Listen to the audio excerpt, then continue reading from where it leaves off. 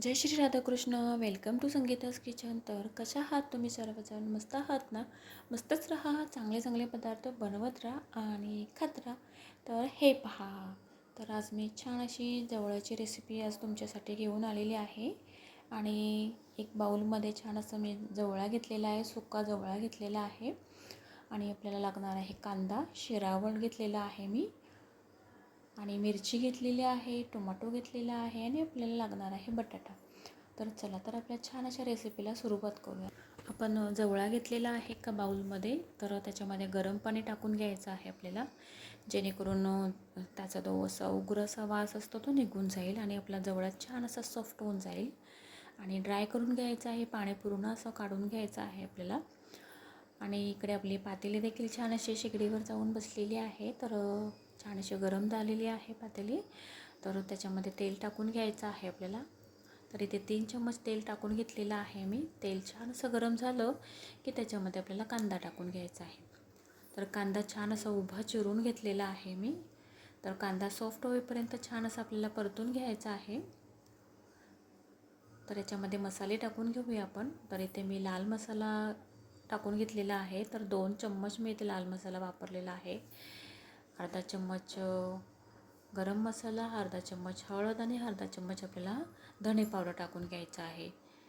तर आमचा मसाला हा फारसा असा तिखट नाही, त्यामुळे मी 2 चम्मच टाकून घेतलेला आहे. आणि हे मसाले छान असे आपल्याला परतून घ्यायचे आहेत व्यवस्थित असे.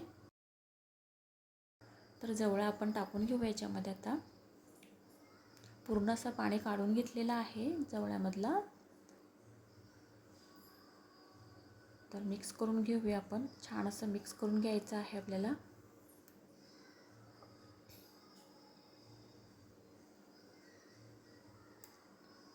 तर छान असं मिक्स करून झालेलं आहे. तर आपण शिरावळ देखील टाकून घेऊ याच्यामध्ये.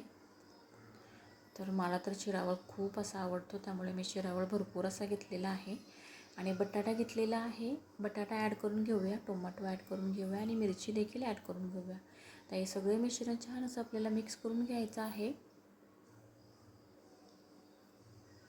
तुम्हाला आवडत असेल तर शिरावळ घालू शकता, नाहीतर बटाटा आणि जवळा ते देखील छान असं लागतो खायला. तर छान असं मिक्स करून घ्यायचं आहे आपल्याला व्यवस्थित असा. आणि चवीनुसार मीठ देखील टाकून घेऊया आपण याच्यामध्ये. आणि मीठ टाकून घेतलेलं आहे, त्यामुळे पुन्हा एकदा छान असं मिक्स करून घेऊया.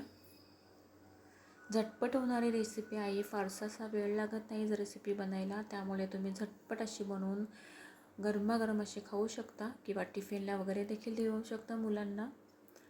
तर मिक्स तर करून झालेलं आहे. तर झाकण देऊन ठेवून देऊया थोड्या वेळासाठी. आणि वर असं मी थोडं पाणी ठेवून दिलेलं आहे.